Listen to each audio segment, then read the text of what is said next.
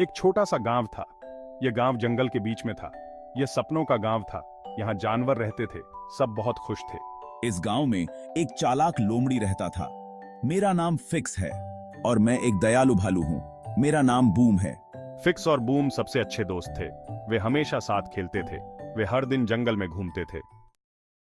एक दिन फिक्स और बूम जंगल में घूम रहे थे। अचानक उन्होंने एक झील देखी। ये झील बहुत सुंदर थी। झील का पानी चांदी जैसा चमक रहा था।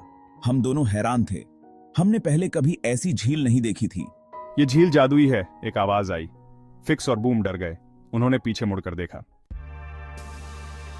एक बूढ़ा कछुआ था। वह झील के पास बैठा था। यह इच्छाओं की झील है, मैंने कहा। फिक्स और बूम बहुत खुश हुए। मैं सबसे तेज दौड़ने वाला जानवर बनना चाहता हूँ। मैं सबसे ताकतवर भालू बनना चाहता हूँ। फिक्स और बूम ने अपनी इच्छाएं मांगी।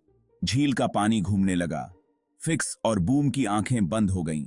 जब उन्होंने अपनी आंखें खोली तो वे बदल चुके थे। फिक्स बहुत तेज दौड़ सकता था। बूम बहुत ताकतवर था। वे बहुत खुश थे। वे अपनी नई शक्तियों का आनंद लेने लगे। लेकिन जल्द ही वे ऊब गए। फिक्स अब बूम के साथ नहीं दौड़ सकता था। बूम अब फिक्स के साथ नहीं खेल सकता था। वे दुखी हो गए।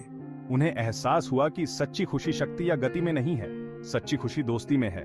वे वापस झील पर गए। उन्होंने कछुए से कहा, हम अपनी पुरानी जिंदगी वापस चाहते हैं। कछुए ने मुस्कुराते हुए कहा, सच्ची खुशी समझने के लिए धन्यवाद। झील का पानी फिर से घूमने लगा।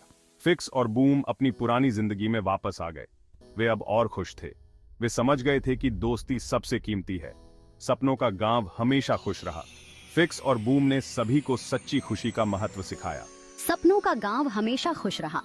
फिक्स और बूम ने सभी को सच्ची खुशी का महत्व सिखाया।